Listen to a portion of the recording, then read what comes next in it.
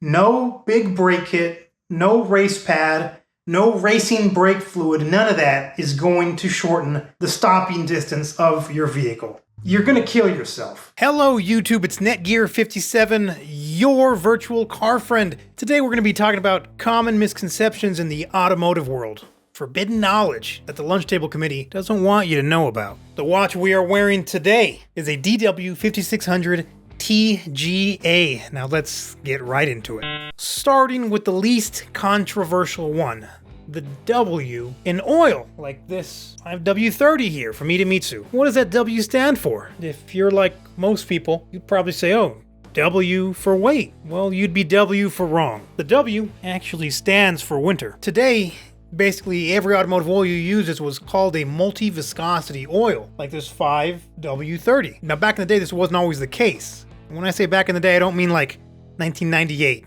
I mean like 1968. People would run normal straight weight oils, which would be a straight 30 or a straight 40 oil, SAE 30, SAE 40. They'd run something like that in the summer. In the winter, they'd run a thinner viscosity, a straight 10 weight or a straight 20 weight winter oil. The reason for this is because in the winter, you want a lower viscosity number so the oil will flow better, coat your engine with precious oil to protect it in the winter. Now, as oil heats up, it naturally was going to thin out. So that's why in the summer months, you'd use a thicker oil, a straight 30 or a straight 40, because it's already warm enough outside that the oil is flowing pretty well, but it's much hotter outside. So because it's much hotter, the oil is going to thin out even more, so you get that thicker oil to offset that thinning effect that happens. Multi-viscosity oils, like we have today, were created by adding polymers to a light base oil, in this case a 5 weight, that keeps the oil from thinning as it warms up. Like we said earlier, it's a natural effect of heat on the oil. When the oil is cold, the polymers, they're kind of just there chilling. They're not doing anything. They're letting the oil flow like a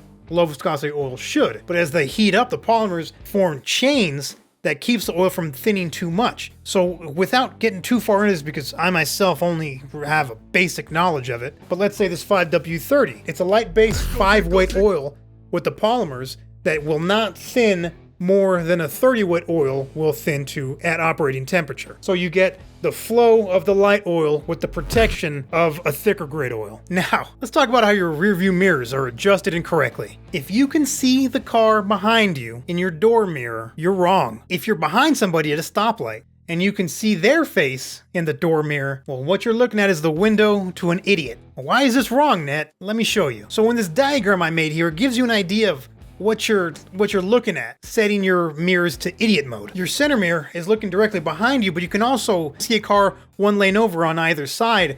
And really, the further back you're looking, you can see 2-3 lanes over if you really wanted to, depending on how far back you're looking. But take notice of the door mirrors here in this situation. They're returning much of the same data that the center rearview mirror already gave you. Why do you need to verify the position of a vehicle directly behind you when the center mirror already verified that for you? Now, let's compare that to the correct way of adjusting your mirrors. You'll note here the door mirrors are no longer looking at the side of your own car, and this seems to be the biggest issue people have when adjusting mirrors the right way. You're just gonna have to trust me on this one. The car is there. Just because you can't see it doesn't mean it disappeared. So you can't see your car anymore, but what did we gain here? Your door mirrors are now gathering data on areas around your car that the center mirror can't see, returning valuable data on your now nearly non-existent blind spot. In the ideal mirror setup, when a vehicle behind you one lane over leaves the field of view of your center mirror, they'll immediately transition into the field of view of your door mirror, and you'll see them there in the door. When they transition out of the field of view of your door mirror, they will immediately transition into your peripheral vision, so you'll see them out of the corner of your eye. Now, this is really best case scenario. Not all vehicles can have their blind spot eliminated this way. I mean, think about something like a Camaro. However, it can be minimized to a very small area that can easily be managed by simply keeping track of what's going on around you. You see a car coming up behind you in your rearview mirror, you know there's a car back there. You know there's a car one lane over. Even if it leaves the field of view of your door mirror, you know that car was there because you were already monitoring it, like you were kind of supposed to do in the first place. Now, you might be asking, okay, so sounds pretty good. How do I set my mirrors up this way, Net? The general rule is going to be set your center mirror up so it sees everything out of your rear window. You can see your entire rear window. It can see as much as it can. You're going to lean your head over now. You're going to rest it on your driver's side window, and you're going to adjust your driver's side mirror until you can just barely see the side of your car. Now you're going to do the same thing to the passenger side. You're going to lean over, put your head generally over the center console, and adjust that passenger side mirror until you can just barely see the passenger side of your car. It might take a little bit of getting used to if you have to look at the side of your car, but trust me, this is gonna work. So drive around like that, take note of what you're seeing in your new mirror setup, and what you're looking for is that transition I was talking about. Wait for a car to be passing you. Check the transition. And you might have to fine tune it, tweak the mirrors a little bit because everyone, maybe if you're short like me or taller, you might have to adjust the mirrors a bit to get it in the right spot. But with this, like I said, you can almost eliminate, and if you can't eliminate it, you can minimize your blind spot, which is going to end up helping you in the long run. It's going to make you a better driver. Things like blind spot monitors with lights and alarms are helpful. They're helpful, but that doesn't mean you can neglect your own responsibilities as a driver. You should always have situational awareness of what's happening around you, and having your mirrors adjusted correctly is going to be the best way to do that. Finally, we're going to talk about something that I think car guys don't truly understand, and that's the vehicle's brakes. You see, people will talk on and on about, if you made your car faster, you gotta stop faster too. What you really need to do is upgrade the brakes. Then they cross their arms, sit back, and bask in the dim light of their automotive genius. Now, a lot of times, the people that say this are simply just coping with the fact that someone has a faster car than them. But let's delve into it anyway. Somebody told you to upgrade your brakes, and maybe somebody got a big brake hit and they're talking about how fast their car stops now. It stops on a dime, just like that. Now, this is gonna blow the lunch table committee's mind here. I feel like a Boeing whistleblower, but a big brake kit does nothing to shorten your stopping distance. I can already hear the keyboards smoking at that statement, but it's true. Hear me out on this. Let's go to the garage.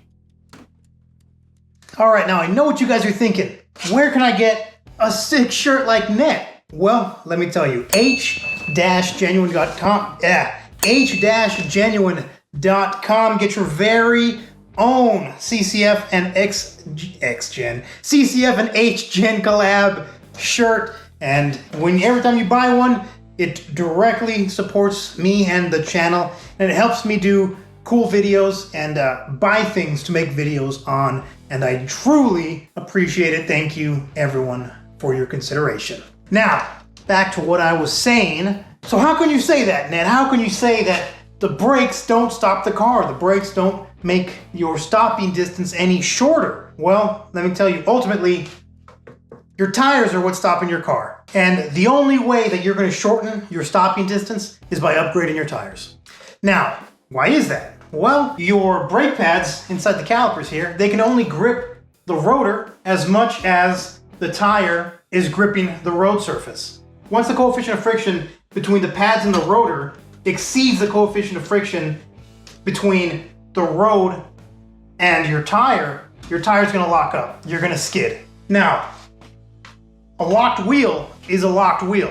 It doesn't matter what the hell the pad, caliper, rotor you have, because it's not moving. It's a static, it's a static wheel. You could put a stick in here and that would be the same thing. A locked wheel is a locked wheel is a locked wheel. Okay, but what about ABS, Net?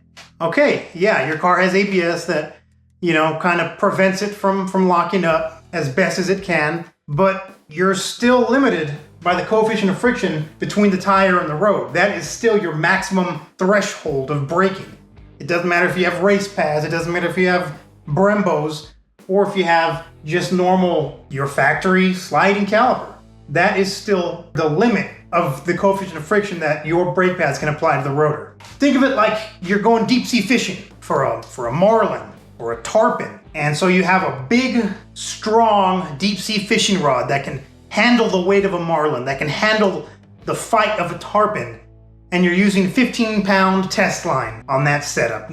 You're not gonna catch anything. Your line is gonna break every single time. Even though your rod can handle it, the line that you've spooled into your reel is not up to the task. So what does a big brake kit do then, Net? Well, let me tell you, it looks cool as hell. Even my Z32 setup looks way better than the sliding calipers that my Sylvia had before. But I mean, that's neither here nor there. It looks cool, I'll give you that. The real reason you want a larger rotor, larger caliper, larger pads is because the number one enemy of your brakes is going to be heat. The larger surface area the heat has to kind of be absorbed into and dissipated, the better that's going to be for race track oriented braking.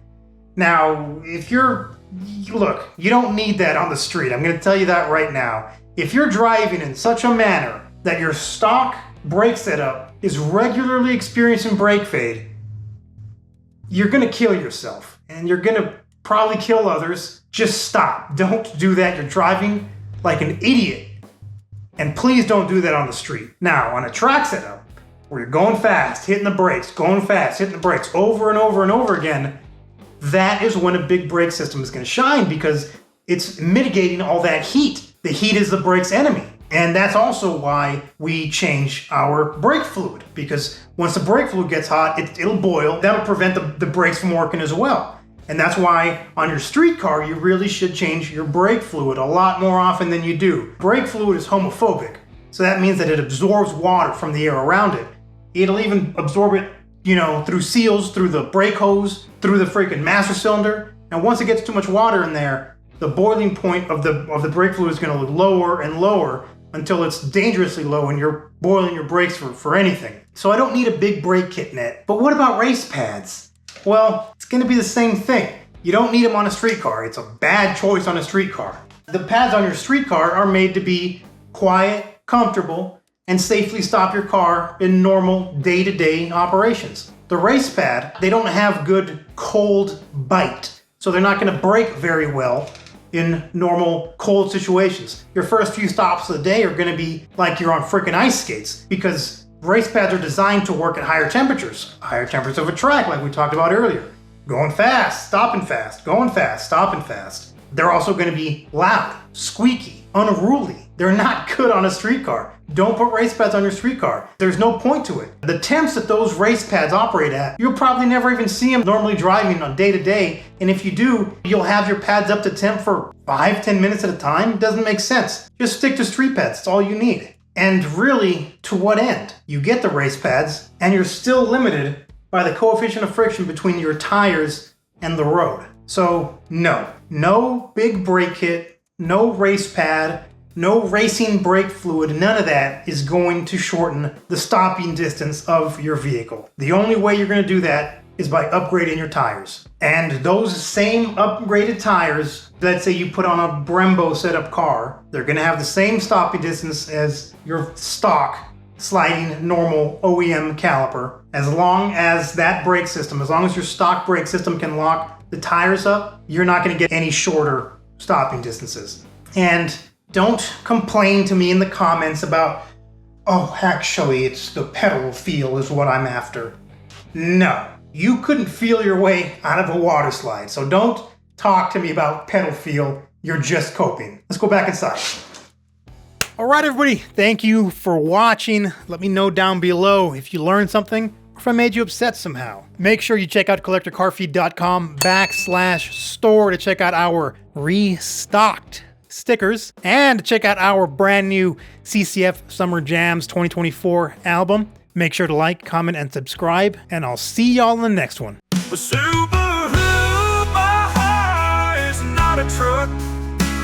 That's a car partner, and I hear those head gaskets suck. collectorcarfeed.com / Make sure you check out collectorcarfeed. God bless.